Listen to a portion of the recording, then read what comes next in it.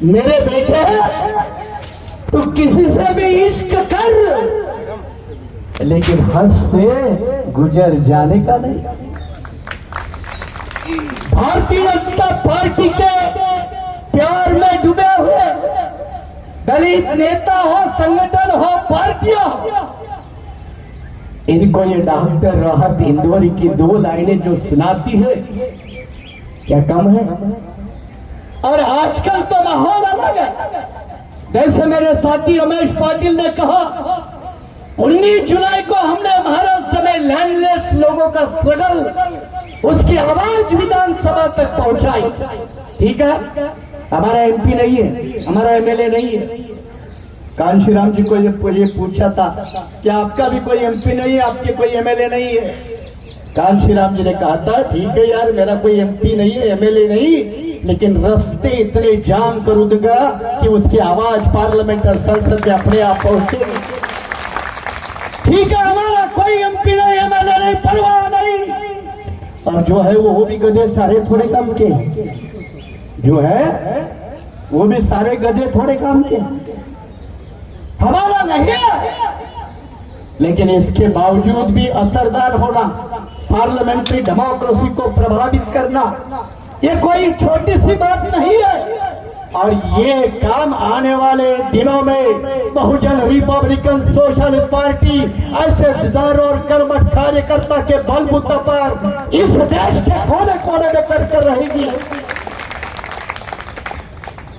लेकिन बीजेपी समझ रही है, मुसलमानों को डरा धमका कर एनआरसी का नारा, आज नहीं तो कल तुझे वोट से वंचित करके रहूंगा, पहली तेरी नागरिकता छीन लूंगा, और नागरिकता छीनने के बाद तेरा वोट जरूर चला जाएगा।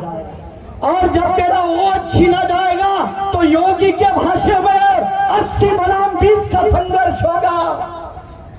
देखते हैं इतिहास में, हम भी बाबा साहब की औलाद हैं, हम भी कांशीराम जी के बहुजन आंदोलन की औलाद हैं। तुम 80 बनाम 20 लेकर चलो, हम 15 बनाम 85 लेकर चलेंगे। देखते हैं फैसला किसके तरफ होता। ठीक है, वक्त लगेगा, लेकिन आज जो डेवलपमेंट के नाम पर गरीबों की जो बस्तियां दिल्ली जैसे शहरों में क्यों हो गया भाई Modi ji? Smart city project, देश में 100 सीटें, 100 शहर, 100 बड़ी बड़ी सिटीज स्मार्ट सिटी के नाम पर आइडेंटिफाई की थी ना, क्या हो गया? कहा गए? दिल्ली की झोपड़पट्टियों को हम पक्का मकान देने वाले, वादा करने वाले, कहाँ है भाई? वो सारा कहा। लेकिन फिर भी विकास के नाम पर गरीबों की जमीन हड़पना, नेशनल हाईवे को लेकर किसानों की जमीन हड़पना, डेवलपमेंटल प्रोजेक्ट के नाम पर गरीबों की जमीन छीनना, लेक्स, डैम्स, रास्ते, इनके नाम पर जमीन खींचना, क्या है? जैसे मैंने कहा, अपनी पहचान मिटानों को कहते हैं। मोदी सरकार, बीजेपी सरकार हमारी पहचान मिटानों को कहती है, बस्तियां छोड़कर जाने को कहती है।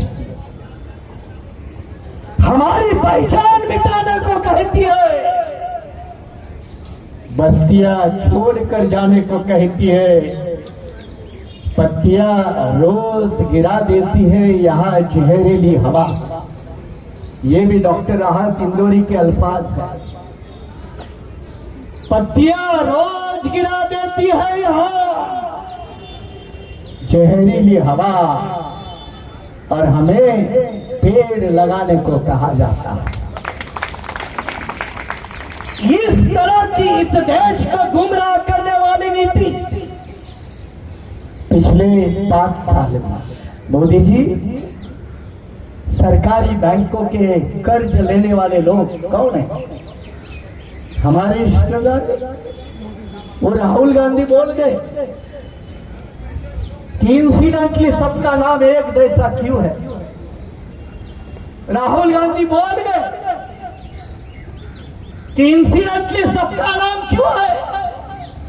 सूरत की अदालत खड़ी हुई, गुजरात हाईकोर्ट की अदालत खड़ी हुई, लेकिन सुप्रीम कोर्ट में तो समझदार लोग बैठे हैं। उन्होंने नोटिस इशू किया गुजरात गवर्नमेंट को, जजमेंट को स्टे किया, जजमेंट के ऊपर नोटिस इशू हुआ। मैं भी सुप्रीम कोर्ट का वकालत हूं।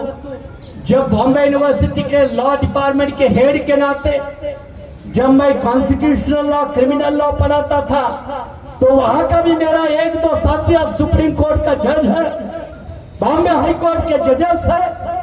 मेरे अंडर 25 लोगों ने पीएचडी की है, उसमें से कई जजेस है। हम भी कानून की परिभाषा को समझते हैं। जब इस देश में कानून के साथ खिलवाड़ करके गलत तरीके से सरकारी चली जाएगी, तो मुझे फिर वही याद आता है, देश के राजदारों ने अमन छीन लिया, देश के राजदारों ने अमन छीन लिया है, रात के पहरेदारों ने भी अमन छीन लिया, देश के राजदारों ने अमन छीन लिया है, रात के पहरेदारों ने भी अमन छीन लिया है। जब जिस्म से रूह जुदा हुई। अब कुछ लोगों को उर्दू समझती नहीं। रूह मतलब आत्मा, सोल, जो हम अम्बेडकर लोग नहीं मानते। जब जिस्म से रूह जुदा हुई, तो शमशान के ठेकेदारों ने भी कफन छीन लिया। ऐसी देश की हालात बनाने के लिए क्या मोदी सरकार को कोसना नहीं चाहिए? और बाबा साहब अम्बेडकर ने कहा, सरकारें आएगी, सरकारें जाएगी, लेकिन बड़ी मेहनत के साथ इन सरकारें बनवाने की तरकीब और उसकी मैकेनिज्म, उसका पॉलिटिकल वेपन मैं संविधान के माध्यम से आपके हाथ में छोड़ रहा हूं। पार्लियामेंट का वो भाषण बहुत लोगों को समझ में नहीं आया, तो बाबा साहब ने कहा, मैं इस देश के अनपढ़ गवार, महिला समेत सारे लोगों को वोट का अधिकार दे रहा हूं। उस एक वोट की कीमत और राजा महाराजों की वोट की कीमत दोनों बराबर होगी, और मेरा गरीब आदमी एक न एक दिन उसी वोट के सहारे दिल्ली के तख्त पर जाकर बैठेगा। बाबा साहब की संवैधानिक सोच उस कांग्रेस वालों को अच्छी नहीं लगी। उसमें एक आचार्य कृपलानी थे, उन्होंने बाबा साहब को कहा, बाबा साहब आपका सपना कभी साकार नहीं होगा।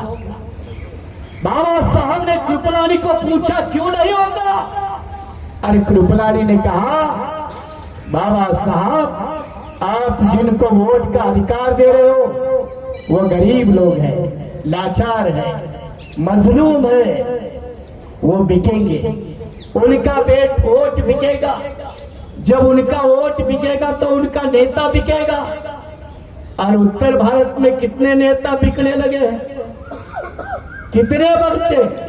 उत्तर प्रदेश से लेकर ये हमारे तूफान जी बहुत बुजुर्ग साथी है, उन्होंने खुद भी एक बार बसपा की तरफ से दिल्ली में चुनाव लड़ा। वो भी अच्छी तरह से उत्तर प्रदेश के नेताओं को जानते हैं। कहते हैं ना, लुटेरे लीडरों की लीडरी देखी नहीं जाती, भूखमरी तंग बस्ती देखी नहीं जाती। लुटेरे लीडरों की लीडरी देखी नहीं जाती, भूखमरी तंग बस्ती देखी नहीं जाती। हम देखते हैं उनके सल्तनत को अपने नेक नजरों से, लेकिन उनको हमारी झोपड़ी भी देखी नहीं जाती। जब ऐसे नेता पैदा होता है तो वही कांग्रेस के नेता ने कहा कि आपके नेता बिकेंगे। बाबा साहब ने कहा, कृपलानी तुम्हारी बात सच है, मेरा समाज गरीब है, लाचार है, मजलूम है। कांशीराम साहब इस देश के अकेले नेता बाबा साहब अम्बेडकर के बाद रहे जिन्होंने बहुजन समाज को अपने वोट के पावर का एहसास कराया। मायावती नहीं बचा पाई, क्या यह सच्चाई नहीं है? और ये बात अगर मैं कहूंगा तो ये कोई मायावती के ऊपर टिक्का है? गिरते हुए बहुजन समाज पार्टी के वोट बैंक को पूरे देश में मैं भी मायावती के साथ 11 साल महामंत्री के तौर पर काम किया है। लगभग देश के 13 राज्यों का प्रभारी रहा हूं। आंध्र प्रदेश जैसे स्टेट से 2 विधायक मैंने जिता कर दिए थे। तो क्या हमें बोलने का अधिकार नहीं है? तूफान जी जिन्होंने अपने 40-35 साल इस मूवमेंट के साथ लगाए हैं, हम कोई अरे गहरे नत्तू खैरे किनारे पर बैठे हैं थोड़ी है। जिन्होंने अपनी जिंदगी लगाई है उस हर बच्चे को बोलने का अधिकार है। और इसीलिए कांशीराम साहब ने वोट पावर इकट्ठा की। बाबा साहब ने वही कांग्रेस के नेताओं को कहा, मेरा समाज गरीब है, लाचार है, मजलूम है, लेकिन जिस दिन मेरा आदमी अपनी वोट की सही कीमत पहचानेगा, उसका सही इस्तेमाल करेगा, तुम्हारे इतना बड़ा भिखारी दुनिया में कभी पैदा नहीं होगा। क्या हमने बाबा साहब के इस सपने को पूरा नहीं करना चाहिए? क्या हमने बाबा साहब की इस बात को याद नहीं करना चाहिए? बाबा साहब की इस बात को एक तरफ याद करें, कांशीराम साहब के वोट पावर, वोट शक्ति को हम याद करें और देश की सल्तनत पर बैठे हुए ब्राह्मणवादी ताकतों को पहचान कर अपने सही नेता को चुनकर अपने सही संगठन के आधार पर देश के हर प्रत्येक राज्य से निकलकर, कोई जम्मू कश्मीर से निकले, कोई तमिलनाडु से निकले। कल कार्यक्रम है, उसके उद्घाटन करने वाले तमिलनाडु के सांसद हैं, वो भी अम्बेडकराइट नेता। कोई तमिलनाडु से निकले, कोई कश्मीर से निकले, कोई पंजाब से निकले, कोई गुजरात से निकले, और एक दिन इस दिल्ली के ऊपर धावा बोलने के अलावा हमारे पास दूसरा कोई रास्ता नहीं है। उसी तैयारी करने के लिए 2024 तो बहुत नजदीक है। दिल्ली वाले बहुत आजकल जय भीम करते हैं, समझ रहे ना? दिल्ली वाले मतलब समझ गए ना? बहुत जय भीम करते हैं। वो हमारा एक मंत्री था दोस्त राजेंद्र पाल गौतम, आने वाले थे, कुछ कारणवश नहीं पहुंचे। एक बुद्धिज्म के प्रोग्राम में गए, बनते जी हमारे बैठे। क्या बुद्धिज्म के कार्यक्रम में जाना बनते जी गुनाह? अरे वो अंबानी की बीवी, क्या नाम उसका? हाँ, वो बराबर आपको याद है। आपकी मेमोरी जहाँ चाहिए वहाँ काम नहीं करती, जहाँ नहीं काम करना चाहिए वही काम करती। इसीलिए तो मोदी जैसे लोग हुक्मरान बनते हैं। वो अभी अमेरिका में गई तो ऐसी थोड़ी कहते मैं प्रभु रामचंद्र के धरती से आई हूँ। ये कावड़धारी लोग बेचारे कह रहा हूँ, क्योंकि कुछ दिन पहले मैं उत्तराखंड में जाके आया और उत्तराखंड से हमारे साथी बैठे इधर लखनऊ से चलकर आए अतर सिंह जी। अब नौकरी छोड़कर आए, इसीलिए मैंने मंच पे बिठाया है। भविष्य के नेता ऐसे ही पैदा किए जाते हैं, ध्यान रखना। तो ये मत समझना कि मैंने आपको बुलाया, अगली बात तो समझेंगे मुझे भी नेता बना रहे, ऐसे चक्कर में मत रहे। उत्तराखंड में गया था। उत्तराखंड नेचुरली नैसर्गिक हिसाब से ज्यादा लोगों का बोझ नहीं हो सकता, ऐसी जमीन है। हरिद्वार में कितने लोग जाके आए? 5.5 करोड़ लोग। जब हरिद्वार जैसे जगह पर जहां जमीन उतनी मजबूत नहीं है, उत्तराखंड जैसे एक नेचुरली अवस्था की जो लैंड है, वो ज्यादा लोगों का बोझ नहीं ढो सकती है। वहां लोगों को भाग्य और भगवान के सहारे लेकर जाओगे, करोड़ों लोगों की जिंदगी तबाह हो रही है। मोदी जी कौन जिम्मेदार है? क्या आप नहीं जिम्मेदार?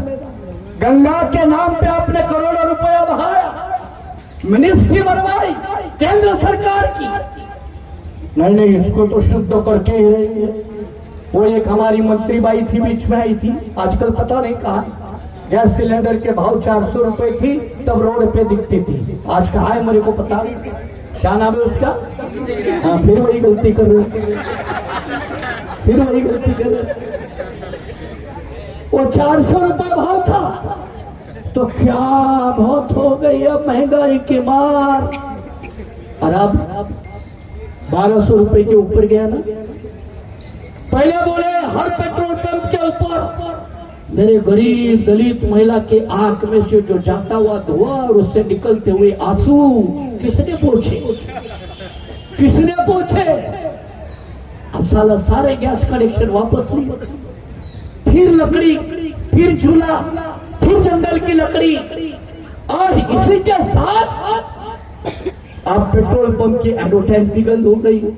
वो महाराष्ट्र में मुझे एक पेट्रोल पंप मिला, वो जो एडवर्टाइज देखकर कुत्ते भी बहुत ज्यादा भौंकते थे, सब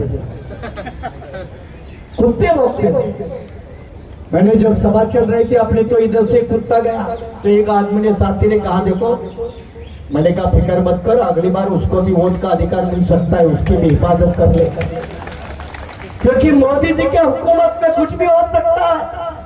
इसीलिए अंबानी के बीवी को भी विदेश में जाकर कहना पड़ता है, भारत के तमाम हिंदू संस्कृति के ठेकेदारों, ब्राह्मणवाद के ठेकेदारों, इस देश का सबसे नंबर 1 का पूंजीपति आदमी, उसके बीवी को कहना पड़ता है अमेरिका में जाकर कि मैं बुद्ध के धरती से आई हूं। यही अम्बेडकर आंदोलन की ताकत है, यही अम्बेडकर आंदोलन की ताकत है। और इसी ताकत के सहारे भारत के कोने कोने में चलकर उत्तर प्रदेश, उत्तर भारत तो चलेंगे। अब दिल्ली में आए तो पृथ्वीराज जी हर कोई कहते हैं कि उत्तर प्रदेश जाओगे क्या, तो मैं कहता हूं उत्तर प्रदेश भारत के अंदर नहीं, क्या बाहर है क्या? और मैं थोड़ा नकली पासपोर्ट बना के 4-4 बच्चे निकाल के यहाँ, उत्तर प्रदेश का।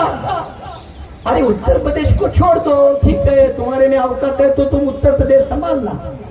पंजाब खाली है, हरियाणा खाली है, हिमाचल प्रदेश खाली है, उत्तराखंड खाली है, बिहार खाली है, और दिल्ली की तरह खाली है। एक समय 17% वोट बैंक थी महारानी जी। महारानी मतलब समझते हो ना? यूपी वाले तो समझते हैं, नॉर्थ वाले समझते हैं, साउथ वाले महारानी की भाषा नहीं समझते। महारानी एक वक्त इसी दिल्ली का 17% वोट था। यही तूफान जैसे हमारे कर्मठ कार्यकर्ता के बदौलत हर बच्चे ने दिल्ली के भूमि पर और जिन आंदोलन की लड़ाई लड़ी है, आज आपका हक, आज आपका अता पता क्या है? और वही केजरीवाल पिछले 3 साल में 2000 करोड़ के पास, केजरीवाल ने में 2000 करोड़ के पास उतना पैसा किस पर लगाया? एडवर्टाइज में लगाया, एडवर्टाइज में लगाया। और वही हमारे राजेंद्र पाल गौतम जी एक बुद्धिदम के फंक्शन में गए, बाबा साहब की दी भाई प्रतिज्ञा को दोहराया, तो केजरीवाल जी ने राजेंद्र पाल जी की छुट्टी करवा दी, राजेंद्र पाल जी की छुट्टी करवाई। मैंने राजेंद्र पाल जी को मुंबई बुलाया, उनका सत्कार करवाया, महाराष्ट्र के दूसरे नगरों में भी उसका सत्कार करवाया। और बाबा साहब द्वारा दी गई 22 प्रतिज्ञा को दोहराना अगर गुनाह है, तो किसी शेर ने, शायर ने कहा है कि अगर सच कहना गुनाह है तो सारे कौम के हम गुनहगार बनना पसंद करेंगे, हमें किसी की फिक्र नहीं है। और इसी दावे के साथ आने वाले दिनों में आप कहोगे माने साहब पूरा दिन धरना प्रदर्शन चलाना, राहुल आसान नहीं होता, आप सब जानते हैं। लेकिन यहाँ एक भी बैठा हुआ आदमी कोई रेंटल नहीं है। उत्तर प्रदेश में रेंटल नेता भी मिलता है और कार्यकर्ता भी मिलता है। यहाँ कोई रेंटल नहीं है, हर कोई बंदा अपनी रेलवे टिकट निकाल कर पहुंचा। किस उम्मीद से पहुंचा? हमारी तमाम सारी महिलाएं, उसमें आदिवासी समाज की भी महिला है, मुस्लिम समाज की भी महिला है, ओबीसी समाज की भी महिला, पुरुष तो है ही। यही तो कांशीराम साहब का बहुजन समाज का फॉर्मूला, और इसी फॉर्मूला को बनाकर जब देश के कोने कोने से लोग यहाँ इकट्ठे होंगे तो कहते हैं ना, अभी तो ये लड़ाई है, आगे और लड़ाई है। और ये आगे की लड़ाई का आज एक ऐलान है, ये शुरुआत है। Unwell beginning is the half done. एक अच्छी शुरुआत करना एक आधे रास्ते को मुकाम पर तय करने जैसी बात है। आज हमने कदम रखे हैं, आने वाला भविष्य उसकी तरफ उतनी ही रफ्तार के साथ हम बढ़ेंगे। और ऐसे बढ़ते हुए रास्ते में आप भी सारे लोग, चाहे छोटे मोटे पत्रकार हो, क्योंकि हमारी कोई न्यूज कल बड़ी मीडिया में नहीं छपेगी, हमको पता, आपको पता। मैं खुद रिपब्लिकन टीवी चैनल पे डिबेट में रहता हूँ। अर्षद गोस्वामी मेरा निजी फ्रेंड है। कभी कभी वो उनके लफड़े समझने के लिए ऐसे लोगों से दोस्ती करनी पड़ती है यार। तो पत्रकार लोग काफी अंदर के इनपुट देते हैं, सच है ना, क्योंकि ये सारे लोग इधर उधर जाते रहते हैं, उनके पास इनपुट रहता है। तो ये तमाम सारे पत्रकार हमारी कोई खबर नहीं छापेंगे, मुझे पता है। इसीलिए तो कांशीराम साहब ने पत्रकारों को एक अलग ट्रीटमेंट दी थी, मतलब ट्रीट दी थी, ट्रीट समझते ना। तब मैं था बगले के सामने, मैं खुद था उस समय पे मौजूद था। और इसीलिए पत्रकार कोई बड़ी खबर देंगे, कोई परवाह नहीं। बाबा साहब की भाषा और कांशीराम जी की भाषा, जितने पत्रकार हमको मारेंगे उतना हमारा कार्यकर्ता डबल ताकत से खड़ा होगा। जितना उसको निगलेक्ट करेंगे उतना कार्यकर्ता हर पत्रकार की भूमिका निभाएगा, अपने समाज तक अपना मैसेज पहुंचाएगा। और इसलिए कल कोई अखबार में हेडलाइन नहीं होगी, कल कोई बड़े टीवी चैनल की कोई न्यूज नहीं होगी। इसका मतलब तुम समझ लेना, हम सही रास्ते पर चल रहे हो, कोई गलत रास्ते पर नहीं है। और ये जो भी किया है, कोई इसका अंदाजा लगा देगा कि किसी ने पैसा वैसा दिया क्या माने साहब को ये करवाने के लिए। अरे हम दूसरे भिखारी की औकात पर नहीं जीते, हम बाबा साहब अम्बेडकर की औलाद है। जब मेरे मूवमेंट में मायावती ने कहा कि यूनिवर्सिटी की नौकरी छोड़ दो, तो 1,60,000 रुपए तनख्वाह लेने वाला ये डॉक्टर माने, 1,60,000 की नौकरी छोड़कर 12 साल बाकी थे, वो छोड़कर मैं इस मूवमेंट में आया हुआ साथी हूँ। तो हमें खरीदने के बारे में कोई ना सोचे तो बहुत अच्छा है, ना सोचे तो अच्छा है। और इसलिए कोई आपने से कहेगा कि ये पैसा कहाँ से आया, तो ये तमाम सारे बैठे हुए कार्यकर्ता है ना, जो कांशीराम जी की भाषा है। रमेश पाटिल यहाँ बैठा है, उस वक्त भी कांशीराम जी ने महाराष्ट्र से पैसा लाया था।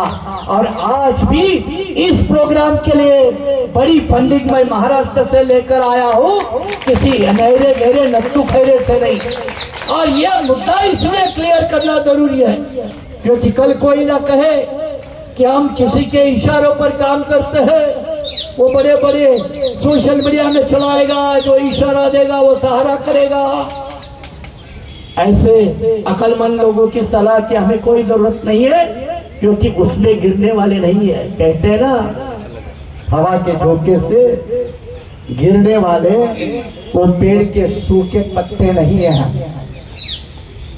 हवा के झोंके से गिरने वाले पेड़ के वो सूखे पत्ते नहीं हम। आंधियों से कहे वो अपने औकात में रहे, आंधियों से कहे वो अपनी औकात में रहे, ये इशारा देते हुए।